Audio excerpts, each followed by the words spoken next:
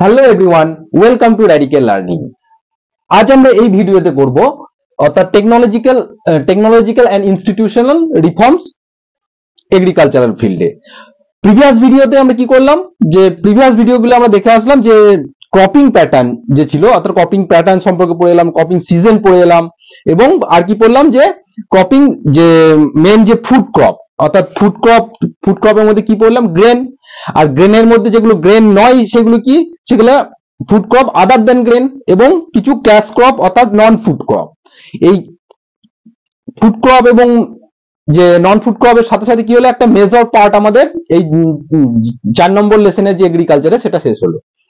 এরপর হচ্ছে তো এগ্রিকালচার তো আমরা কমপ্লিট করলাম, ঠিক আছে। আমরা জানলাম যে কোন মানে ক্রপ গুলো কোথায় গ্রো করছে, ঠিক আছে, কোন সিজনে কোন ক্রপ গ্রো করছে, এবং কোনটা ক্যাশ ক্রপ, কোনটা বিভারেজ, ঠিক আছে, এবং কোনটা প্ল্যান্টেশন, হর্টিকালচারের স্ট্যাটাস কি, সমস্ত কিছু কিন্তু আমরা এগ্রিকালচার সম্পর্কে আমরা প্রিভিয়াস ভিডিওগুলো আমরা আলোচনা করলাম এবং দেখলাম। এবার প্রশ্ন হচ্ছে যে এগ্রিকালচার তো চলছে, ঠিক আছে, তো এই এগ্রিকালচারের ডেভেলপমেন্টের জন্য আমাদের কি কি স্টেপ আমরা নেব, ঠিক আছে। কারণ কি, কারণ আমাদের ডে বাই ডে আমাদের পপুলেশন তো ইনক্রিজ হচ্ছে, তো সুতরাং আমাদের এগ্রিকালচারাল ফিল্ডে তাহলে আমাদের কি করতে হবে, যে এগ্রিকালচারাল ফিল্ডে আমাদের নিউ টেকনোলজি এবং ইনস্টিটিউশনকে কি করতে হবে, ইন্ট্রোডিউস করতে হবে। কি জন্য, যাতে আমাদের টেকনোলজিক্যাল অর্থাৎ এগ্রিকালচারাল গ্রোথ হয়। কারণ ইন এনসিয়েন্ট টাইম নয়, আগে কি হতো, আগে যে এগ্রিকালচারাল যে সেক্টরে, আর মেনলি আমাদের এগ্রিকালচারাল সেক্টরে কি মোর দেন 60% যে লোক সেখানে কিন্তু এগ্রিকালচারের উপরেই কিন্তু ডিপেন্ডেন্ট, এবং মোর দেন 50% কি অর্গানাইজড লেবার, তারাও কিন্তু এগ্রিকালচার সেক্টরের মধ্যে আছে, ঠিক আছে। তাহলে আমাদের ইন্ডিয়ার মতো একটা ডাইভার্স একটা তো বিশাল একটা দেশে, তাহলে আমরা কি বুঝতে পারছি যে পপুলেশন তো ভাই প্রচুর পরিমাণে আমাদের পপুলেশন, তো সেই পপুলেশনের যে রিকোয়ারমেন্ট, ফুড রিকোয়ারমেন্ট, সেটাকে ফুলফিল করতে গেলে কি করতে হবে, যে আমাদেরকে কিন্তু এগ্রিকালচারাল সেক্টরে কিন্তু আমাদের চেঞ্জেস নিয়ে আসতে হবে, ঠিক আছে। যে আগে যেমন কি হতো, যে ব্লক এর মধ্যে কি প্লোয়িং সোয়িং, অর্থাৎ যে চাষ করা থেকে আরম্ভ করে কাটার টাইমে, হারভেস্টিং টাইমে সমস্ত ম্যানুয়াল লেবার এই সমস্ত বেশি ইউজ হতো, ঠিক আছে। কিন্তু এখন কি করতে হবে, সেই ম্যানুয়াল লেবারের পরিবর্তে আমাদের কি করতে হবে, যাতে সেখানে টেকনোলজি নিয়ে আসতে হবে। টেকনোলজি নিয়ে এলে কি হবে, যেমন ট্রাক্টর, হারভেস্টার এই সমস্ত যদি আমরা ইউজ করি, তাহলে কি হবে, আমাদের টাইম কনজাম্পশন হবে, টাইমটা যেমন কনজাম্পশন হচ্ছে, এবং মানে কি করা যাবে, একটা একর প্রতি কি করা যাবে, চাষ অনায়াসে চাষ করা যাবে, এবং অল্প ম্যানুয়াল লেবার দিয়ে, ঠিক আছে। সেখানে যদি মেকানাইজ ফার্মিং ইন্ট্রোডিউস করা হয়, তার সাথে সাথে কি করতে হবে, যে আমরা যেমন ওয়াটার রিসোর্সে দেখলাম যে এগ্রিকালচারের পারপাসে কি হলো, যে বিভিন্ন রকমের যে আফটার ইন্ডিপেন্ডেন্স যখন এগ্রিকালচারের উপর যখন কি করলো, যে সরকার যখন কি করলো তার ধ্যান দিল, তখন কি হলো, যে বিভিন্ন রকম এগ্রিকালচার সেক্টরের উন্নতির জন্য কি হলো, যে ড্যাম ক্রিয়েট করা হলো। তার জন্য বিভিন্ন রকম ওয়াটার প্রজেক্ট, যেমন ভাগড়ানাগাল, আমরা আমাদের মহানদী, তারপর সতলজ বিয়াস নদীর উপরে, তাই তো, তারপর নর্মদা নদীর উপরে সর্দার সরোবর থেকে আরম্ভ করে, তারপর যে উড়িষ্যায় যে ড্যাম আছে হীরাকুন্দ, ঠিক আছে, তেহেরি, এই সমস্ত বিভিন্ন ড্যাম কিন্তু ক্রিয়েট করা হলো। কারণ কি, কারণ এই ড্যাম কেন ক্রিয়েট করা হলো, কিন্তু এই ড্যাম ক্রিয়েট করার মাধ্যমে কি করছে, যে চাষিরা কি করতে পারছে, তার এগ্রিকালচারের জন্য প্রয়োজনীয় যে রিকোয়ারমেন্ট, অর্থাৎ যে জলের যে দরকার, সেটা কিন্তু সে ফুলফিল করতে পারছে। আর নাহলে কি হতো, আমাদের যে ইন্ডিয়া, আমরা যেহেতু মনসুনাল অর্থাৎ কৃষি অর্থাৎ মৌসুমি বায়ুর উপর আমাদের এগ্রিকালচার অনেকটাই নির্ভর, ঠিক আছে। এগ্রিকালচার বলতে যেহেতু মনসুন বায়ুর উপর নির্ভর, সেই জন্য এখনো শুধু মানে ভাস্ট এরিয়ার কি হচ্ছে, ফার্মাররা এখনো কিন্তু এই মনসুনাল উইন্ডের উপরে কিন্তু তাদের এগ্রিকালচার ডিপেন্ড করে। এই মনসুনাল উইন্ডে যখন কোনো বছর বেশি হয়, তখন কি হয়, তখন অতিবৃষ্টির ফলে কি হয়েছে, তাদের ফসল সব নষ্ট হয়ে যায় ফ্লাডের ফলে। আবার কম হলে কি হবে, সেখানে আবার কি তাদের scarcity of water, drought prone region create হয়। তো এই জন্য কি হচ্ছে, আমাদের প্রত্যেকটা এগ্রিকালচারাল সেক্টরে কিন্তু আমাদের কিছু টেকনোলজি আমাদের ইমপ্লিমেন্ট করতে হবে, ঠিক আছে, কারণ আমাদের সাস্টেন করতে গেলে। তার সাথে সাথে কি হবে, ব্যাংকিং যে সিস্টেম আছে সেগুলোকে ইমপ্রুভ করতে হবে, ঠিক আছে, যাতে কৃষকদের একটা মেন যে প্রবলেম কি, দেখো এখানে কি হচ্ছে, এখানে ম্যাক্সিমাম যে ভারতের যে ম্যাক্সিমাম লোক, তারা ম্যাক্সিমাম মানে population engage in the primary sector like agriculture, ঠিক আছে, মোর দ্যান 50%, 60% কাছাকাছি। তো কিন্তু তাদের যে যখন যে তারা যে হারভেস্ট করছে, হারভেস্ট করার সময় কি করছে, তাদেরকে যখন যে পিক টাইমে তাদেরকে নিজস্ব সেই ফসলটা কি হচ্ছে কম দামে কি করতে হচ্ছে, বিক্রি করতে হচ্ছে। কারণ নেক্সট এগ্রিকালচারাল যে প্রিপারেশন, তার বীজের জন্য, তার সারের জন্য তার পয়সার দরকার, সেজন্য তাকে বিক্রি করে দিতে হচ্ছে। সেজন্য সরকার থেকে কি করতে হবে, যে তাদেরকেও কিন্তু নিজস্ব কোনো ইনস্টিটিউশন ক্রিয়েট করতে হবে, ঠিক আছে, যে তারাও যেন সেটা ঠিকঠাক ওয়্যার হাউস এস্টাবলিশমেন্ট করতে হবে। কিষানদেরকে কি করতে হবে, মানে লোয়ার ইন্টারেস্টে ক্রেডিট কার্ড, মানে কিষান ক্রেডিট কার্ড প্রোভাইড করা থেকে আরম্ভ করে ক্রপ, হয়তো ক্রপ ইন্স্যুরেন্স করছে অনেকে, এই সমস্ত ফেসিলিটি কিন্তু ইন্ট্রোডিউস এখন মানে হচ্ছে এবং এটা হয়ে উঠছে। কারণ এইগুলি হচ্ছে তোমার টেকনোলজিক্যাল ইনস্টিটিউশনাল রিফর্মস। অর্থাৎ এখানে কি বলেছে, যে সাস্টেন ইউজ, ঠিক আছে, sustain use of land without compatible techno institutional changes have hindered the space of agriculture. ঠিক আছে, যদি আমরা এগ্রিকালচারকে ইউজ মানে এগ্রিকালচারাল ফিল্ডে যদি আমরা টেকনোলজি এবং ইনস্টিটিউশনাল চেঞ্জেস যদি না নিয়ে আসি, তাহলে কি হবে, তাহলে আমাদের কি হবে, এগ্রিকালচার যে হিন্ডার বাধা প্রাপ্ত হবে কোথায়, কিসের বাধা প্রাপ্ত হবে, যে এগ্রিকালচার যে স্পেস মানে হচ্ছে গতি, অর্থাৎ আমাদের এগ্রিকালচারটা ঠিকঠাক আমাদের ডেভেলপ করতে পারবে না। সুতরাং আমার কিন্তু আমাদের এগ্রিকালচার ডেভেলপ কিন্তু আমাদের দরকার, নাহলে আমাদের নিজেদেরই প্রবলেম। কারণ এর মধ্যে ম্যাক্সিমাম সেক্টরের লোক কিন্তু এই এগ্রিকালচারের সঙ্গেই ইনক্লুডেড, ঠিক আছে, এগ্রিকালচারের মধ্যেই তারা ইনক্লুডেড। সেই জন্য এই এগ্রিকালচারাল যে ফিল্ডে, অর্থাৎ টেকনোলজি এবং ইনস্টিটিউশনাল চেঞ্জেস আমাদের কি করতে হবে, নিয়ে আসতে হবে, না হলে কি হবে, আমাদের যে এগ্রিকালচারের স্পেস সেটা কিন্তু ইট উইল বি হিন্ডার্ড। তো কি আমরা চেঞ্জ নিয়ে আসবো, ঠিক আছে, তো সেই জন্য কি রিফর্মস আমরা এগ্রিকালচার ফিল্ডে নিয়ে আসতে পারি। সেই এগ্রিকালচার ফর্মে যে রিফর্মস বলে যে কথা এখানে বলা আছে, একটা হচ্ছে টেকনোলজিক্যাল রিফর্মস, ঠিক আছে, অর্থাৎ টেকনোলজির দিক থেকে কি কি রিফর্মস আমরা নিয়ে আসবো, অর্থাৎ যে বলদ বা বুলক্স এর মাধ্যমে যে প্লোয়িং হচ্ছে, তার পরিবর্তে আমাদের কি করতে হবে, ট্রাক্টর ইউজ করতে হবে, হারভেস্টার ইউজ করতে হবে, তারপর বিভিন্ন আরো সমস্ত ইরিগেশনাল যে সমস্ত মেশিনারিজ, পাম্প টাম্প, এই সমস্ত কি করতে হবে, এগ্রিকালচারের ফিল্ডে আমাদেরকে ইমপ্লিমেন্ট করতে হবে, যাতে কি করে যে ফার্মাররা তারা ইজিলি কি করতে পারে, তাদের এগ্রিকালচারটাকে করতে পারে, এবং তার ফলে কি হবে, যে এগ্রিকালচারের space that will be increased, ঠিক আছে। তো সুতরাং এটা তো একটা গেল। এবার ইনস্টিটিউশনাল রিফর্মস, ইনস্টিটিউশন মানে ইনস্টিটিউশন ক্রিয়েট করে কি করতে হবে, এই এগ্রিকালচার স্পেসটাকে অ্যাক্সিলারেট করতে হবে।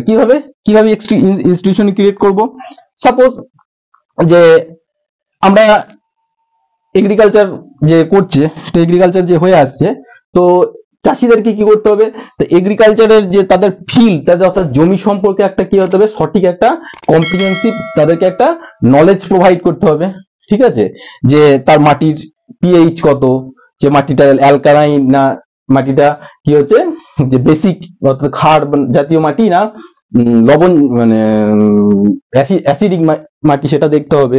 তার জন্য কি করতে হবে, ব্যাংকিং বিভিন্ন রকম গ্রামীণ ব্যাংক কি করতে হবে, এই রিফর্মস করতে হবে, এস্টাবলিশ করতে হবে, যার মাধ্যমে কি হবে, সেখানে চাষিরা কম সুদে, সেখান থেকে লোয়ার ইন্টারেস্টে, সেখান থেকে এগ্রিকালচার পারপাসে তাদের কি করতে পারবে, যে টাকা পাবে, টাকা নিতে পারে, এবং সেই টাকা দিয়ে কি করবে, সেই এগ্রিকালচারটাকে কি করবে, আবার কমপ্লিট করবে। বিভিন্ন রকমের এগ্রিকালচারাল ইনস্টিটিউশন তৈরি করতে হবে, রিসার্চ বিভিন্ন রকমের সয়েল রিসার্চে বিভিন্ন রকম প্রসেস কি করতে হবে, অ্যাডাপ্ট করতে হবে, ঠিক আছে, চাষিদেরকে বিভিন্ন রকমের জ্ঞান দিতে হবে। ক্রপিং যে সমস্ত ইন্স্যুরেন্স আছে, ঠিক আছে, সেই ক্রপ ইন্স্যুর করতে হবে, কারণ যে ক্রপ ইন্স্যুরেন্স করলে কি হবে, একটা মিনিমাল একটা অ্যামাউন্ট দিলে কি হবে, যে তার যে ক্রপ রিজিয়নে, যে রিজিয়নে সে এগ্রিকালচারটা করছে, সেই রিজিয়নে কোনো কারণে যদি বা এক্সেসিভ রেইনফল বা ফ্লাডের ফলে বা ওয়াটার কার্সিটি অর্থাৎ তোমার ড্রাউটের ফলে যদি তাদের ফসলটা নষ্ট হয়ে যায়, তাহলে সে কি পাবে, সেখান থেকে সে একটা মানে কিভাবে ইন্স্যুরেন্স করা থাকলে সেখান থেকে সাবসিডি পেয়ে যাচ্ছে। তো সুতরাং তার একটা ইকোনমিক দিক থেকে সে একদম উইক হয়ে পড়ছে না। তো এই ধরনের সমস্ত ইনস্টিটিউশনাল রিফর্মস গুলো কি করতে হবে, নিয়ে আসতে হবে। আর কি, যে বিভিন্ন রকমের ইনস্টিটিউশন ক্রিয়েট করে বিভিন্ন রকম রিসার্চ করতে হবে, যে যেহেতু পপুলেশন এত হাই, ঠিক আছে, পপুলেশন এত হাই, সেজন্য কি করতে হবে, আমাদের কি ইন্টেন্সিভ ফার্মিং করতে হবে। এবং ইন্টেন্সিভ ফার্মিং মানে করতে গেলে কি করতে হবে, সেখানে হাই ইয়েল্ডিং সিড ব্যবহার করতে হবে, বিভিন্ন ভ্যারাইটি সিড তাদের কি করতে হবে আর ইন্ট্রোডিউস করতে হবে। বিভিন্ন রকম পেস্টিসাইড পোকামাকড়ে কি হচ্ছে, ফসল নষ্ট করে দিতে পারে, সেজন্য সেগুলোকে রোধ করার জন্য বিভিন্ন রকম পেস্টিসাইড, এই সমস্ত ইনসেক্টিসাইড, ফার্টিলাইজার, এই সমস্ত ইউজ করতে হবে। তো এই ধরনের যে ইনস্টিটিউশনাল রিফর্মস কি করতে হবে, ক্রিয়েট করতে হবে। সুতরাং যে আমাদের কি বুঝলাম, যে আমাদের এগ্রিকালচারের পেসটাকে অ্যাক্সিলারেট করতে গেলে আমাদের কিন্তু এই টেকনো ইনস্টিটিউশনাল চেঞ্জেস কিন্তু আমাদের নিয়ে আসতে হবে, ঠিক আছে, এবং সেটা এসছেও, ঠিক আছে। আমরা দেখবো যে স্বাধীনতার পরে, তাহলে নেক্সট স্লাইডে দেখে নেবো যে স্বাধীনতার পরে কি কি ধরনের চেঞ্জ, অর্থাৎ এই টেকনোলজিক্যাল এবং ইনস্টিটিউশনাল কি চেঞ্জ আমাদের মানে এগ্রিকালচারাল ফিল্ডে আফটার ইন্ডিপেন্ডেন্স কি হচ্ছে আমরা অ্যাডপ্ট করেছিলাম। এবার দেখো, এবার হচ্ছে যে রিফর্মস আফটার ইন্ডিপেন্ডেন্স, অর্থাৎ ইন্ডিপেন্ডেন্সের পরে, অর্থাৎ ভারত স্বাধীন হওয়ার পরে এই এগ্রিকালচারাল ফিল্ডে কি কি পরিবর্তন এখানে নিয়ে আসা হয়েছিল। কারণ কি, মোর দ্যান 60% যে পপুলেশন ছিল ভারতের, সেই 60% পপুলেশনের লাইভলিহুড কি ডিপেন্ডেন্ট ছিল অন এগ্রিকালচার।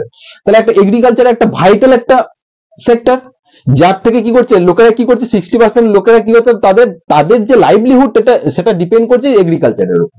সুতরাং এই সেক্টরটাকে ডেভেলপ করতেই হবে, ঠিক আছে। তো সুতরাং গভর্নমেন্ট কি করলো, গভর্নমেন্ট কিছু পরিবর্তন নিয়ে আসলো, যে পরিবর্তনের মাধ্যমে কি হবে, যে এগ্রিকালচারাল মানে কি বলবো, যে এগ্রিকালচারাল যে উন্নতি হবে, এগ্রিকালচারাল সেক্টরে উন্নতি হবে।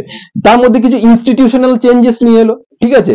ইনস্টিটিউশনাল চেঞ্জেস এর মধ্যে কি, যে কালেকটিভাইজেশন, অর্থাৎ একটা হচ্ছে কালেকটিভাইজেশন অফ ল্যান্ড, অর্থাৎ ল্যান্ড গুলোকে, যে ছোট ছোট ছোট যে ল্যান্ড হোল্ডিংস ছিল, সেগুলোকে কি করলো, তারা কালেকটিভলি করে একটা মেজর, একটা বড় একটা ল্যান্ড হোল্ডিং করলো, অর্থাৎ কালেকটিভলি তারা কি করলো, ল্যান্ডটাকে বড় করলো। কারণ জমির এরিয়া যখন বড় হয়ে যাবে, তখন কি হবে, জমির তার যে মানে প্রোডাকশনটা বেশি হবে, ঠিক আছে, প্রফিটেবল হবে।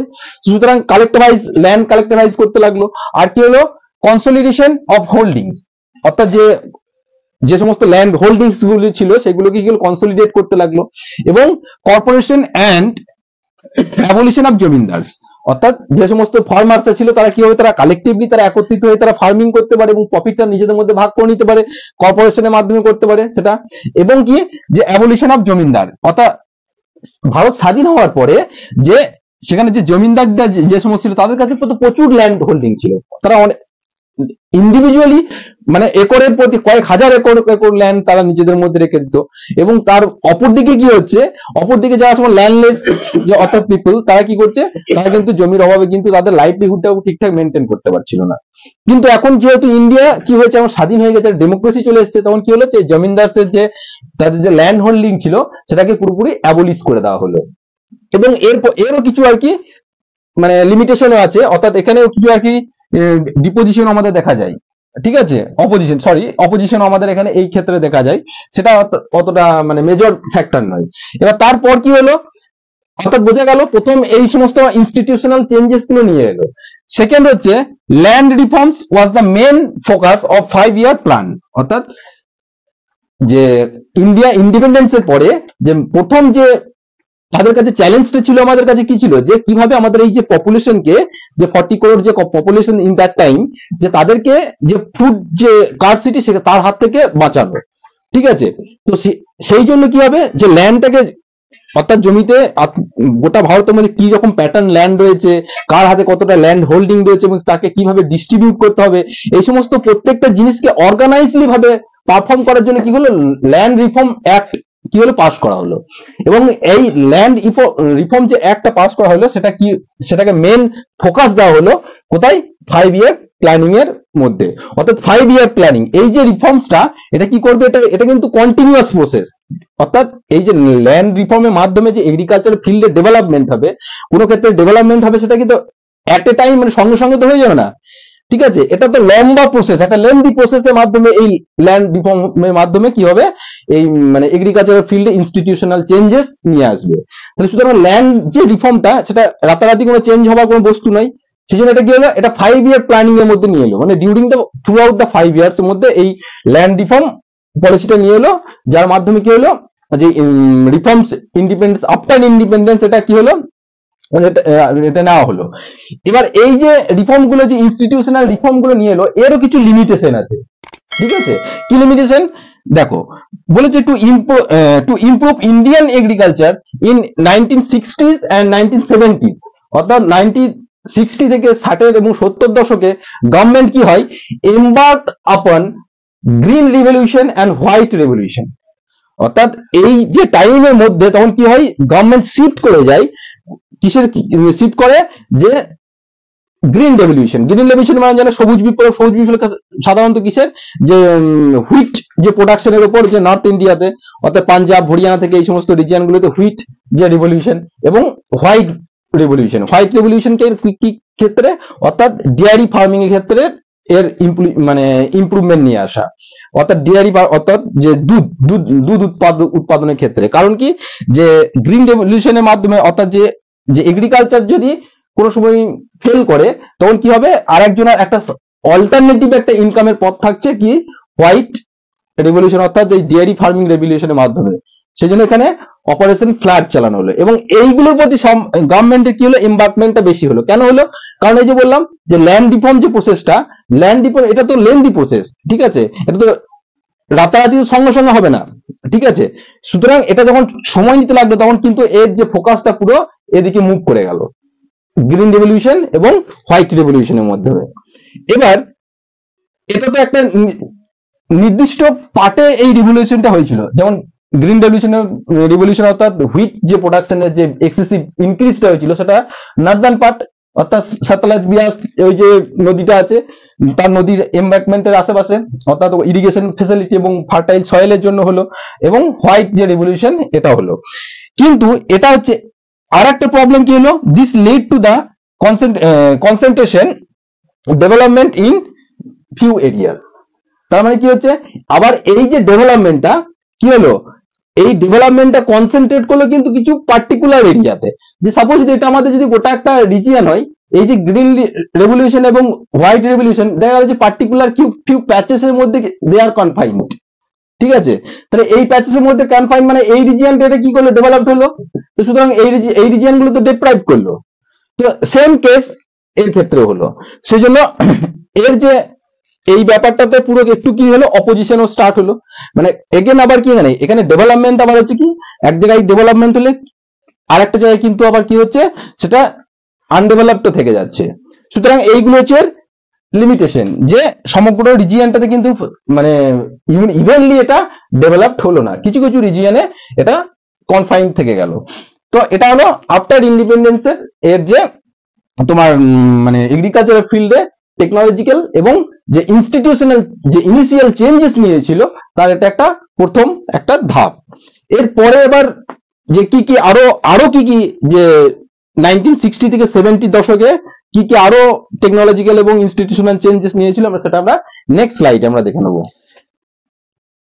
এবার অর্থাৎ স্বাধীনতার পরে আমরা কি দেখলাম, যে তার একটা চেঞ্জেস একটা ইনিশিয়াল একটা চেঞ্জেস কিন্তু নিয়ে আসা হলো এগ্রিকালচার ফিল্ডে, কিন্তু একটা কম্প্রিহেন্সিভ যে একটা কমপ্লিট চেঞ্জ, ঠিক আছে, সেটা কমপ্লিট চেঞ্জ কিন্তু 1960 থেকে 70 দশকের মধ্যে কিন্তু এটা নিয়ে আসা হয়েছিল on the basis of technology and the institution, অর্থাৎ ইনস্টিটিউশনাল এবং যে টেকনোলজিক্যাল যে কম্প্রিহেন্সিভ চেঞ্জেস যেটা নিয়ে এসেছিল, সেই চেঞ্জেস নিয়ে এটা আমরা আলোচনা করব এগ্রিকালচারের ফিল্ডে, যেটা যার ফলে সেই চেঞ্জেস গুলোর ফলে কি হয়েছে, যে এগ্রিকালচার সেক্টরে কি হয়েছে, আমাদের ডেভেলপমেন্ট হয়েছে বলা যেতে পারে।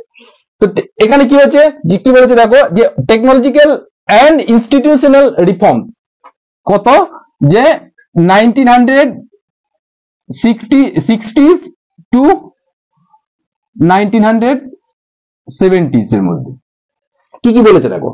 প্রথমে কি বলেছে, provision for crop insurance against drought, flood, cyclone, fire and disease.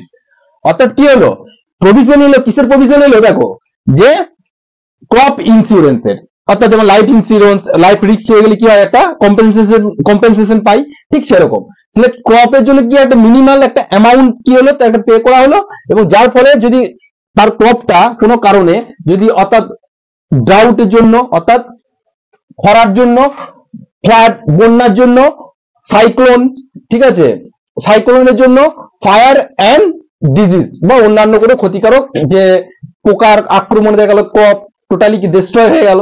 তো এরকম যদি কোনো কারণে যদি তার ক্রপ যদি নষ্ট হয়ে যায় তাহলে কি হবে, সেই চাষি কি পাবে, যদি ইন্স্যুরেন্স করা থাকে সে কিছু ক্লেম পাবে, অর্থাৎ কিছু বেনিফিট হবে, তার সুবিধা হবে। সেকেন্ড বলছে এস্টাবলিশমেন্ট অফ গ্রামীণ ব্যাংক, এবং এই যে সুবিধা দেওয়ার জন্য কি করা হলো, এই লো ইন্টারেস্টে মানে কি বলবো ফার্মারদেরকে ফ্যাসিলিটেট করার জন্য কি হলো, এস্টাবলিশ গ্রামীণ ব্যাংকের এস্টাবলিশ মানে স্থাপনা করা হলো, ঠিক আছে, গ্রামীণ ব্যাংকের স্থাপনা করা হলো। তারপরে দেখো cooperative societies bank and providing loan facilities to the farmers at A lower rate of interest.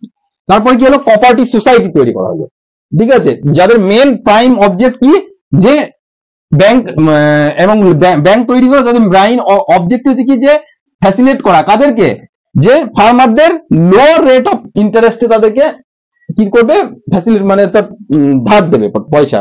তাহলে তার ফলে কি হবে, যে ফার্মাররা তাদের নিজেদের প্রয়োজন মতো তাদের এগ্রিকালচারাল পারপাসে কি করতে পারবে, তারা সেই অর্থের বিনিময়ে তারা এগ্রিকালচারটা প্রসপারাসলি করতে পারবে, এবং তার পরিবর্তে কি করতে হবে, কোঅপারেটিভকে ওই সমস্ত সোসাইটি বা ব্যাংকে গিয়ে লো একটা ইন্টারেস্টে সেই টাকাটা কি হবে, তাকে শোধ করার একটা সুযোগ থাকছে। এবং এটা কি কিষান ক্রেডিট কার্ড কেসিসি, এটাও কিন্তু প্রোভাইড করা হলো। এটারও মেন ইন্টেনশন হচ্ছে কি, যে বিভিন্ন রকমের ইন্টারেস্ট কি হবে, একটা সেখান থেকে একটা লোন নেবে এবং সেই লোন এই ক্রেডিট কার্ডের মাধ্যমে নেবে এবং লো ইন্টারেস্টে সেটা পে করতে হবে। এবং এমন এমন কিছু সময় আছে যেটা এই লোনটাকে আবার কিষান ক্রেডিট কার্ডের লোনটাকে হয়তো মুকুব, মানে অনেক সময় হয়তো মুকুব হয়ে যায়। তারপরে বলছে পার্সোনাল অ্যাক্সিডেন্ট ইন্স্যুরেন্স স্কিম, যেমন হচ্ছে পায়েস, ঠিক আছে, এটাও কিন্তু অ্যাসিস্ট করা হলো। তারপরে কি হচ্ছে স্পেশাল ওয়েদার বুলেটিন, অর্থাৎ আর কি দেওয়া হলো, যে ওয়েদার বুলেটিনের উপর বেশি ফোকাস করা হলো। এবং কি জন্য, and agricultural program, weather bulletin এবং এগ্রিকালচারাল প্রোগ্রামের উপর কম্প্রিহেন্সিভ ফোকাস দেওয়া হলো। কিসের জন্য, ফর দা কার জন্য, ফার্মার্সদের on the radio and TV, অর্থাৎ ওয়েদারের কন্ডিশন কেমন, আজকে হয়তো কেউ সোয়িং হারভেস্টিং করতে যাচ্ছে, কিন্তু সে যদি জানে, সে যদি না জানে যে কালকে হয়তো বৃষ্টি হবে, প্রবল ভারী বৃষ্টি হবে, নিম্নচাপ আসতে পারে, তো সেই খবরটা যদি তার কাছে না পৌঁছায়, সে হয়তো হারভেস্ট করে দিল, তারপরে কি হবে, তার সেই মাঠে তার ফসলটা কি পচে যাবে, তো তাতে একটা ইকোনমিক থেকে সব দিক থেকে একটা লস হচ্ছে। সে যদি সেই ইনফরমেশনটা যদি রেডিও এবং টিভির মাধ্যমে পেয়ে থাকে, তাহলে সে কি করবে, সে তখন হয়তো হারভেস্ট করবে না, একটু পরে করবে, তাহলে তার ফসলটাও বাঁচবে। তো সেই জন্য এই যে ইনফরমেশন গুলো কি হবে, তাহলে রেগুলার বেসিসে যে ওয়েদার বুলেটিন, সেটাকে কিন্তু ফার্মারদের কিন্তু প্রোভাইড করতে হবে, এটা একটা হেল্পফুল, ঠিক আছে, ফার্মারদের কাছে।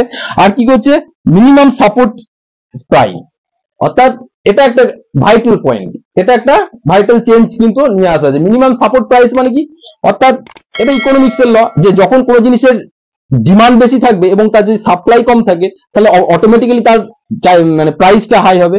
কিন্তু আবার কি হয়, যখন কোনো জিনিসের হয়তো সাপ্লাই হিউজ, ঠিক আছে, সাপ্লাইটা যখন বেড়ে যাবে তখন প্রাইসটাও কিন্তু কমে যাবে।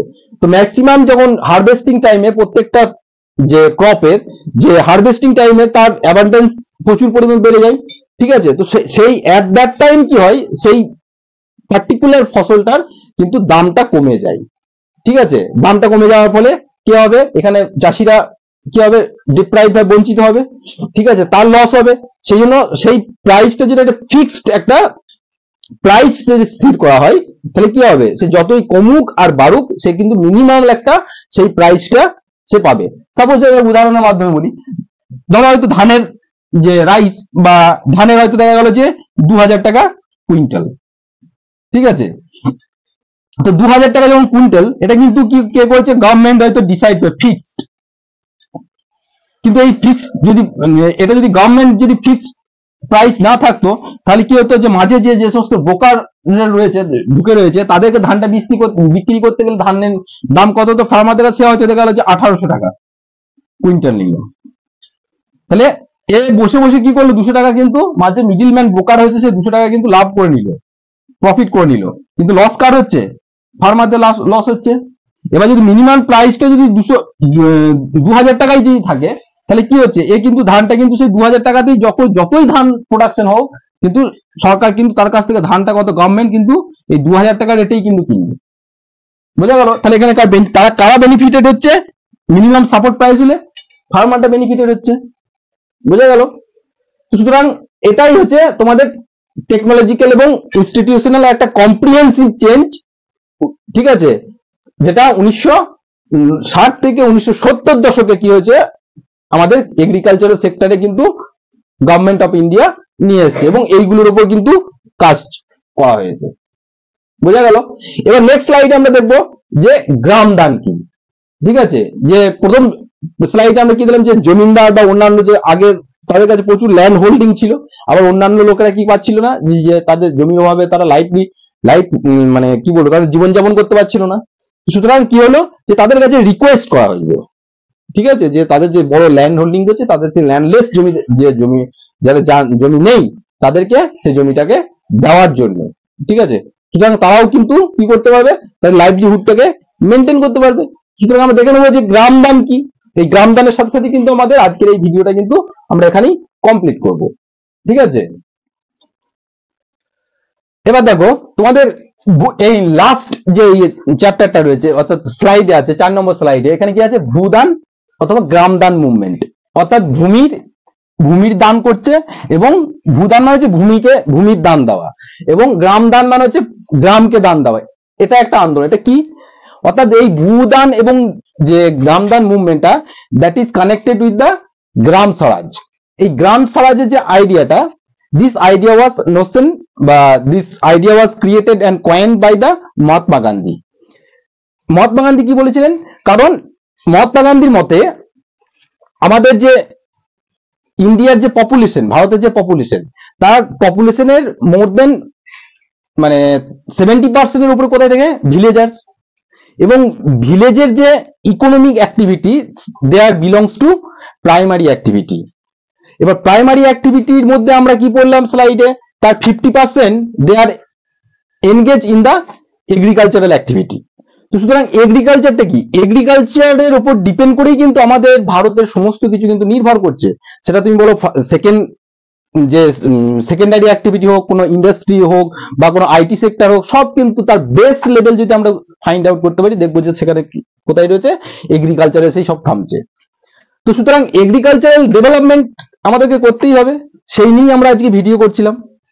তো এগ্রিকালচারাল ডেভেলপমেন্ট তো হলো, তার সাথে আমরা কি দেখলাম যে জমিদার যে আফটার ইন্ডিপেন্ডেন্সের পরে কি দেখলাম যে ল্যান্ড যে রিফর্মের প্রতি বেশি জোর দেওয়া হলো। ঠিক আছে, তো ল্যান্ড রিফর্মের প্রতি জোর দেওয়া হলো, জমিদারদের হাতে যে লার্জ ল্যান্ড হোল্ডিং ছিল সেগুলো কিন্তু সেপারেট করা হলো, অর্থাৎ ল্যান্ডলেসনেস এই জমিটাকে কি হলো, দেওয়া হলো। তো এই যে আইডিয়াটা, এই আইডিয়াটাকে যে স্প্রেড করেছিল হি ওয়াজ বিনোবা ভাবে। তো আমাদের প্রথমে জানতে হবে যে বিনোবা ভাবে কে ছিলেন। তিনি ছিলেন কি ছিলেন, যে spiritual heir of Mahatma Gandhi after Gandhiji's martyrdom. অর্থাৎ গান্ধীজি প্রথমে দেখো স্পিরিচুয়াল হায়ার মানে কি, অর্থাৎ গান্ধীজির ফলোয়ার বলতে পারা যায়। গান্ধীজি আইডিয়াটাকে তিনি হচ্ছেন ক্যারি ফরওয়ার্ড করেছিলেন। অ্যাকচুয়ালি কি হয়, যখন কোনো মহৎ কোনো ব্যক্তি যখন কোনো আইডিয়া নিয়ে চলে, তখন অটোমেটিক্যালি তার কি হয়, অনেক ফলোয়ার ক্রিয়েট হয়, কারণ তার কর্মকাণ্ডটাই কি হচ্ছে সোশ্যাল ওয়েলবিং এর জন্য, সামাজিক সুরক্ষা এবং সুস্বাস্থ্যের জন্য বলা যায়। আর মহাত্মা গান্ধী তো আমাদের নো ডাউট, ঠিক আছে, তিনি আমাদের কি সেলফ হেল্প শিখিয়েছেন, ঠিক আছে, গ্রাম স্বরাজের আইডিয়া দিয়েছেন। গ্রাম স্বরাজের আইডিয়া মানে কি, যে গ্রামকে সেলফ ডিপেন্ডেন্ট হতে হবে, ঠিক আছে, এবং সেলফ ডিপেন্ডেন্ট হতে গেলে যেহেতু ভিলেজ ইকোনমি এবং ভিলেজ ইকোনমির মেন যে প্রাইমারি বেসিক্স এগ্রিকালচার, সেই এগ্রিকালচারের উপর ফোকাস করতে হবে, এবং এগ্রিকালচারে ফোকাস করলে ইকোনমিক্যালি তারা কি হবে, ডিটারমাইন্ড হবে, এবং ইকোনমিক্যালি ডিটারমাইন্ড হলে তাদের কি সেলফ রেসপেক্ট ক্রিয়েট হবে। ঠিক আছে, তো এটা তো আইডিয়া। তো সুতরাং আমাদের যে মহাত্মা গান্ধী যে স্পিরিচুয়াল হায়ার ছিলেন বিনোবা ভাবে, তিনি কিন্তু মহাত্মা গান্ধীকে ফলো করতেন। এবং তারপরে কি গান্ধীজি যখন মারা যান, ঠিক আছে, গান্ধীজি কখন মারা যান, গান্ধীজি মারা যায় তার প্রেয়ার হলে যাওয়ার সময়। ঠিক আছে, তো বিনোবা ভাবে কি হয়, আন্ডারটুক, এবং after Gandhiji's death he take the all initiative, ঠিক আছে, to spread the idea of Gram Swaraj. Gandhiji মারা যাওয়ার পরে কিন্তু তার চিন্তাধারা তো মরে যায়নি, তার চিন্তাধারাগুলি মানে ফরওয়ার্ড হয়েছে কার মাধ্যমে, তার ফলোয়ারের মাধ্যমে। সেই বিনোবা ভাবে ছিলেন তাদের মধ্যে একজন ফলোয়ার। সে কি করেছিলেন, আন্ডারটুক দা পদযাত্রা। পদযাত্রা মানে প্রশাসন বা মানে ভিলেজ, মানে কি বলবো, যে গ্রাম টু গ্রাম অল ওভার দা ইন্ডিয়া তিনি পদযাত্রা করলেন। কি করলেন, কিসের জন্য পদযাত্রা করলেন, to spread Gandhiji's message covered almost the entire country. অর্থাৎ গান্ধীজির যে মেসেজ ছিল, অর্থাৎ তার যে গ্রাম স্বরাজের যে মেসেজ ছিল, সেই গ্রাম স্বরাজের মেসেজটাকে তিনি স্প্রেড করার জন্য কি করলেন, পদযাত্রা করেন। এখনকার দিনের মধ্যে তখন তো হোয়াটসঅ্যাপ নেই, যেমন বাড়িতে বসে বসে হোয়াটসঅ্যাপ করে দিলে একদম হোয়াটসঅ্যাপ গ্রুপে চলে গেল গোটা অল ওভার ইন্ডিয়া ওয়ার্ল্ড, এরকম কিন্তু সিস্টেম কিছু ছিল না। আগেকার দিনে প্রত্যেকটা স্ট্রাগল, প্রত্যেকটা জনসংযোগ, প্রত্যেকটা জিনিসকে কিন্তু মানুষকে পায়ে হেঁটে করতে হতো। ঠিক আছে, পায়ে হেঁটে প্রত্যেকটা মানে হেড টু হেড তাদেরকে ইন্টারেক্ট করতে হতো, গ্রাম টু গ্রাম ইন্টারেকশন করতে হতো, তাদের গান্ধীজির আইডিয়াকে পৌঁছে দিতে হতো। ঠিক আছে, তো এই জন্য এই আইডিয়াটাকেই স্প্রেড করার জন্যই এই ভূদান এবং গ্রামদান মুভমেন্টটাকে বিনোবা ভাবে কিন্তু ইনিশিয়েটিভ নিয়েছিল। এবার এই যে আইডিয়াটা, তারই তোমাদের বর্ণনার জন্য এটাকে একটা এক্সাম্পল আছে, যেটা হচ্ছে পাচমপল্লী ভিলেজ। কোন ভিলেজ এটা, এটা এক্সাম্পল দেওয়া আছে একটা ভিলেজের, যা ভিলেজটা হচ্ছে পোচামপল্লী অন্ধ্রপ্রদেশ। এবার পোচামপল্লী অন্ধ্রপ্রদেশে কি হয়েছিল, এখানে কি হয়, যখন বিনোবা ভাবে যখন থ্রু আউট দ্য নেশন কি করছে, তার আইডিয়াটাকে স্প্রেড করছে, তো কি করতে হয়, তো কোন একটা রিজিয়নে গেল, ঠিক আছে, কোন একটা গ্রামে গেল বা কোন একটা মানে কি বলবো, একটা অন্য একটা রিজিয়নে গেল, তো সেখানে গিয়ে তার গান্ধীজির আইডিয়া স্প্রেড করতে করতে তখন কি করলো, তিনি পৌঁছালেন পোচামপল্লী গ্রামে। তো সেই গ্রামে কি হয়, যে সাম পোর ল্যান্ডলেস ভিলেজার্স, ঠিক আছে, demanded some land for their economic wellbeing. এখানে কি হচ্ছিল, অর্থাৎ এই গ্রামের মধ্যে কিছু যে ল্যান্ডলেস, যারা যার জমি নেই, ঠিক আছে, সেই জমি নেই, তারা কি করছে, তারা ডিমান্ডিং ফর সাম ল্যান্ড। সেখানে কি করতে পারে, যারা তাদের নিজস্ব ওয়েলবিং, তাদের ইকোনমিক একটু প্রসপারিটি হতে পারে, তাদের নিজেদের যে হার্ডশিপের মধ্যে তারা রয়েছে, সেই হার্ডশিপটাকে তারা কাটিয়ে উঠতে পারবে। কিভাবে কাটিয়ে, আগেকার দিনে তো কোনো মেন প্রাইমারি যে ইকোনমিক যে অ্যাক্টিভিটি বলতে একমাত্র কিন্তু এগ্রিকালচার ছিল। ঠিক আছে, সুতরাং তাদের কাছে তো জমি নেই, তাহলে জমি যেহেতু নেই, তাদেরকে কি করতে হতো, তাহলে বন্ডেজ লেবার হিসেবে কারোর কাছে কাজ করতে হতো। ঠিক আছে, সুতরাং সেই কিছু পরিমাণ জমি যদি তারা পেয়ে যায়, তাহলে কি করবে, তাদের লাইফটা তারা কিন্তু একদম ভালোভাবে ওয়েলবিং ভাবে তারা লাইফটা কাটাতে পারবে, সেই জন্য তারা ডিমান্ড করছিল। এবং সেই ডিমান্ডে কি হলো, এই আইডিয়ার প্রতি তারা ইন্সপায়ার হয়ে, যেমন শ্রী রামচন্দ্র রেড্ডি, দেখো এই একজন হচ্ছে ইনস্ট্যান্ট ক্রিয়েট করলো। সে কি করলো, এই রামচন্দ্র রেড্ডি করলো স্টুড আপ, ডিমান্ড করছিল, প্রসেশন হচ্ছিল, তো ডিমান্ড করার সঙ্গে রামচন্দ্র রেড্ডি সে কি করলো, যে stood up and offered 80 acres of land. তিনি তার কাছে যে 80 একর যে জমি ছিল এক্সট্রা, সেটা কি করলো, যে এই 80 একর জমি কি করবে, ডিস্ট্রিবিউট করে দেবে 80 জন গ্রামবাসীর মধ্যে। তাহলে প্রত্যেকজন কজন করে পেল, 1 একর করে জমি পেয়ে গেল অন্ধ্রপ্রদেশের পোচামপল্লী এই গ্রামে। তাহলে এখানে কি বলছে, যে Sriram Reddy stood up and 80 acres of land to be distributed among the 80 villagers. বুঝা গেল, তাহলে ভূদান, তাহলে এটা ভূদান হলো কিভাবে, যে পোচামপল্লী গ্রামের যে শ্রী রামচন্দ্র রেড্ডি কি করলো, তার নিজস্ব জমি কি করলো, 80 জন গ্রামবাসীকে দিয়ে দিল। তাহলে এইভাবে কি হলো, ভূদান ক্রিয়েট হলো। এবার তারপরে কি হলো, এই যে আইডিয়াটা, এই যে এক্সাম্পলটা, এটা তো একটা ইনস্ট্যান্স, ঠিক আছে, একটা নোটেবল ইনস্ট্যান্স। এই আইডিয়াটাকে নিয়ে যখন তারা আরো যারা অল ওভার দা ইন্ডিয়া যখন স্প্রেড করতে লাগলো, তখন বিভিন্ন জায়গায় বিভিন্ন যারা ল্যান্ডলর্ড ছিল, যাদের জমিটা এক্সেসিভ ছিল, এবং আরো যে সমস্ত ল্যান্ড ওনার ছিল, তারা কি করলো, তারা ফ্রিলি কি করতে লাগলো, ল্যান্ডটাকে তারা ছেড়ে দিল, যাতে ল্যান্ডলেসরা কি করে, সেই জমিটাকে তারা ইউজ করতে পারে এবং তাদের নিজস্ব ওয়েলবিং এর জন্য, যাতে সেখান থেকে তাদের নিজস্ব হার্ডশিপটাকে কি হয়, নষ্ট হয়। সেজন্য এখানে কি বলছে, সাম জমিদার এবং অন্যান্য zamindar owners many villages offer to distribute their land to the landless. অর্থাৎ এর প্রতি এই মানে আন্দোলনের প্রতি ইন্সপায়ার হয়ে, এই ইনস্টেন্সের প্রতি ইন্সপায়ার হয়ে কি করলো, বিভিন্ন রিজিয়নে বিভিন্ন জমিদার এবং ওনার কি করলো, তারা তাদের নিজস্ব যে ল্যান্ড ছিল লার্জ ল্যান্ড হোল্ডিং ছিল সেটাকে ল্যান্ডলেসদের মধ্যে দে ডিস্ট্রিবিউটেড দেয়ার ল্যান্ড।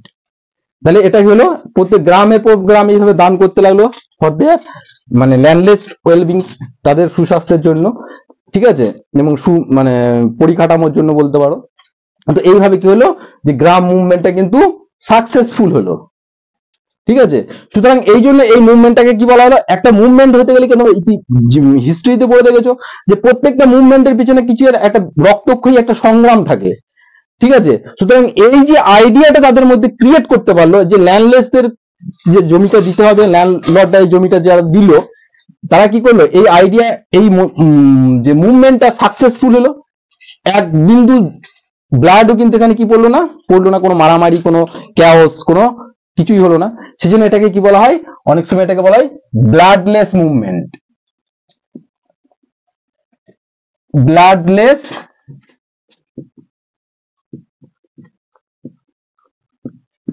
মুভমেন্ট, ঠিক আছে।